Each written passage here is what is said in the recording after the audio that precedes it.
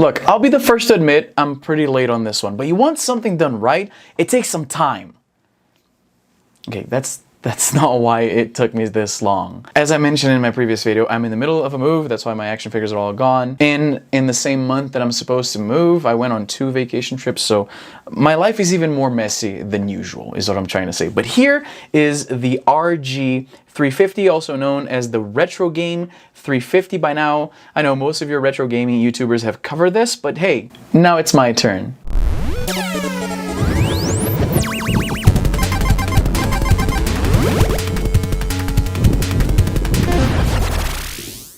Okay, so this is the Retro Game 350, also known as the RG350. Let's start with some specs here. So you're looking at a 3.5-inch IPS screen, so it has some pretty good viewing angles. Of course, you're not going to be able to see this in this video because of the lighting here in the studio. There's it's picking up a lot of that light and it's bouncing back towards the camera.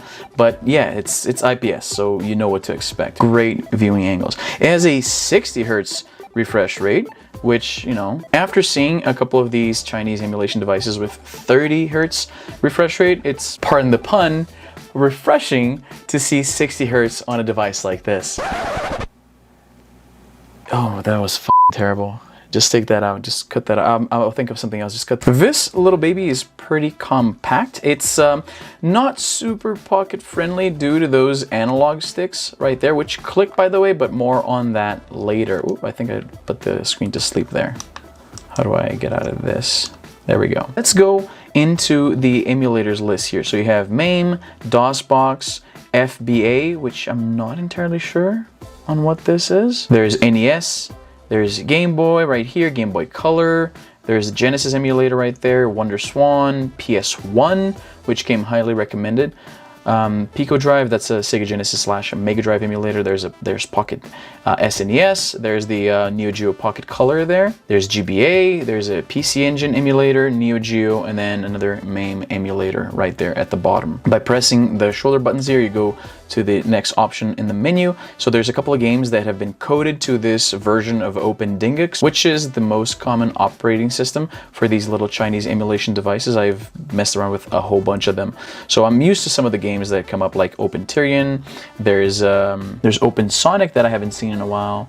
What else we got here? There's usually some first-person shooters here, like Quake or Doom. I haven't seen them. Where are they? There is Free Doom. There's Dink Smallwood, which I haven't seen in a very long time. That's a classic. And then going forward here, we have media. So to play videos, though, you know, this is smaller than most people's phones, right? So there's no point in watching a video on something like this, I would imagine. Settings and some applications. Again, you're not going to be spending that much time on there, so I'm just going to skip.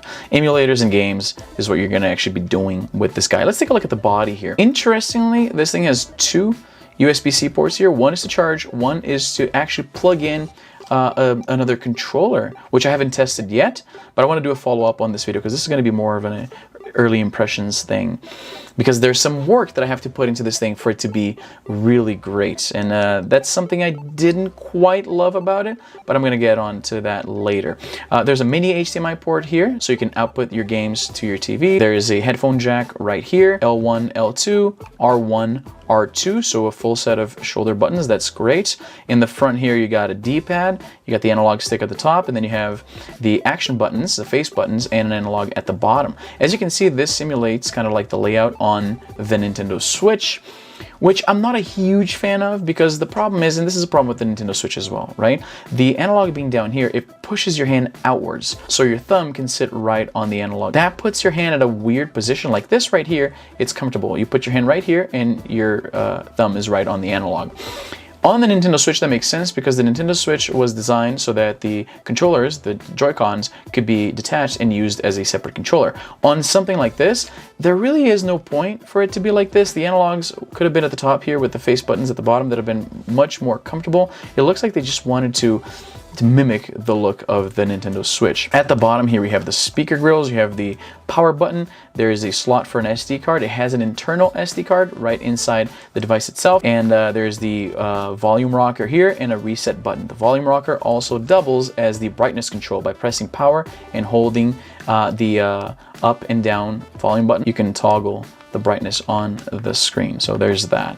It comes in 3 colors. There's this black one, there's a see-through plastic, very late 90s model of the RG350. And then there is a gray one that simulates the look of the DMG, the original Game Boy. If you're a fan of the Game Boy, that's probably the one you're going to want. About the battery, pretty decent 25 milliamp hour battery, so it's rated to last about 6 hours. Of course, that's going to hinge on what exactly you're running on it and the brightness of the screen, but 6 hours of gameplay, pretty decent for something this small. Again, the size is very convenient. I like the size. Let me get something here that I can compare it to. All right, how about this? A $10 bill right there. It's about the size of a $10 bill. So it's pretty compact, although like I said, not exactly pocket friendly due to those analogs that stick out quite a bit. As you can see, you're not going to want to put this in your pocket. You're going to damage this thing. So the most important thing, how do the games run on this thing? I'm going to turn down the brightness just a tad because I think it might not. There we go, that's better. I'm going to skip NES because by now my wristwatch can run NES, so it's not going to be very impressive. Let's go right into Game Boy games. I guess I could go with my favorite Game Boy game of all time, which it's actually what I have running right here. I'm not sure if you can tell, but that is Burger Time. That's my favorite game of all time on the Game Boy, so let's go with Burger Time. So one thing I like about the simulator, it's quite loud. It's pretty similar to some other emulators that I've experienced with on OpenDingux. It has this green filter that I really like. It really draws on that original experience of playing games on an original Game Boy. However, let me turn it down just a bit. You can also change the filters to make it look as though you were playing it on a Game Boy Color, which is kind of cool. I'm gonna just waste all my pepper here, I don't care. Oh, hey, look at that. So, I love the color reproduction. The screen is great, right? We're talking about a 60 hertz refresh rate, so it looks great, it plays great. So that's Game Boy, but again, anything can play Game Boy games. Let's look at something a little more challenging. Hit the power button to go into my settings here. This is where you change things like the filters and the overlays and things like that. Let's get out of here. Look at that, what a beauty. Phenomenal. Okay, well, it's Game Boy. Of course it's gonna run well. Let's try something a little more taxing. Let's take a look at Sega Genesis next. So let's see here. Okay, Mega Drive. And okay, let's go with Sonic the Hedgehog. Now, historically, these Chinese emulation devices have had a tough time with Sega Genesis emulation. You get a lot of screen tearing usually, but with the screen running at 60 hertz, I don't think we're gonna have that problem. Usually I have to hold this to the benefit of the camera, but I gotta take a close look. There's no screen tearing that I can tell. I'm gonna play a little bit here, maybe you can see something, but I definitely don't see it. Looks pretty good to me. So next up we have Wonderswan. I don't have any Wonderswan ROMs. I don't even know any Wonderswan games. Okay, with PS1 emulation, that's where we have a bit of a problem. So let's tackle that. I saved a lot for this part here, so let's see. Okay, so let's try. I'm gonna try one of my favorites, Command and Conquer. I should have saved last time I was playing. Okay, so here's the problem with this version of OpenDingux. For some reason, the analogs don't work on PlayStation games. And that is such an odd omission because the very reason for these to be here is the PS1 emulator. Now, they have put out a new version of the firmware that enables the analog sticks, but updating it is slightly more complex than you would expect. You have to open this thing up. It's not too hard. There's going to be a micro SD card there. You're going to have to take it out and then flash that with the new firmware.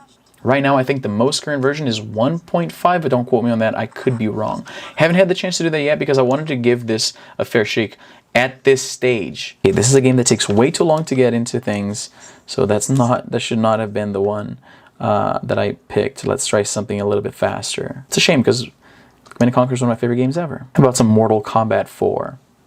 It runs really well though. Like it has the specs to run PS1 really well. But that's the problem. Out of the box, you will not be able to use the analog sticks. So games like, say, Tony Hawk's Pro Skater, which works just fine with the D-pad. Let's try it here. Oh man, I haven't played Mortal Kombat 4 in so long. You know what? I don't care what anybody says. I actually like Mortal Kombat 4 quite a bit. It's gonna be odd playing with the D-pad, right? But Yeah, let's go. Novice, I don't care. Now let's see if we can tell if there's any slowdowns or anything. I might as well, wait a second. I can actually, let's see here.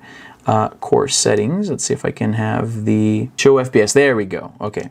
So now we can have the FPS actually showing. How do I get it out? Okay. So it's running at just, yeah, 6 FPS, as you can see. Running pretty smoothly. It's hard to keep this in the frame and still kick Scorpion's ass, but I'll do my best here. Okay, that's not so bad. See, I still got, oh. I played this on the computer a lot back in the day, right? So, and it has all the buttons that you need for emulating PS1, right? Something like the PSP Go, which is like one of my favorite emulation consoles ever. I played a lot of PS1 games on my PSP Go. Oh, and I got killed. Okay. I played a lot of PS1 games on my PSP Go, but it lacks the shoulder buttons and the second analog, right? So this could potentially, provided you do the upgrade of the firmware to have, oh, here we go. Oh, see, I jinxed myself. Come on. Oh, come on. I got something to prove here, man. I'm supposed to be good at Mortal Kombat. Okay, there we go. So it runs, the games run well, but it's a matter of, you know, needing to mess around with it a little bit. Oh, how do you like that? You gotta, I forget how you pick up those heads. It's one of the shoulder buttons, I'm pretty sure. Because, like, I think, oh, how about that? Yeah, screw you, buddy. I forget how to, like, get that ice spike that he has, or it's a hammer, I don't remember. Some kind of an axe. But they have weapons in this one. That's one of the biggest changes in Mortal Kombat.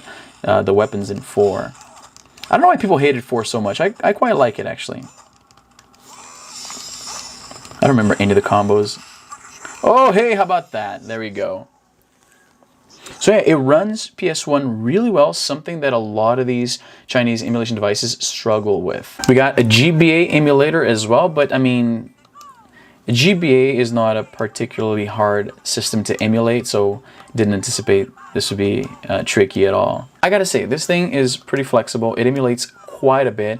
It's a bummer that there's that problem with PS1 emulation if you need to use the analogs, right? Which I assume you would. So yeah, it runs GBA just fine. Overall, the Retro Game 350 is a pretty decent device. Of course, to get the most out of it, you're going to need to take this thing apart, upgrade the firmware so that you can play PS1 games with full analog support, which, by the way, they even click, which is pretty rare in these portable devices. I can't think of another one where the analogs actually click. You have L3 and R3. That's pretty unheard of in these tiny little things.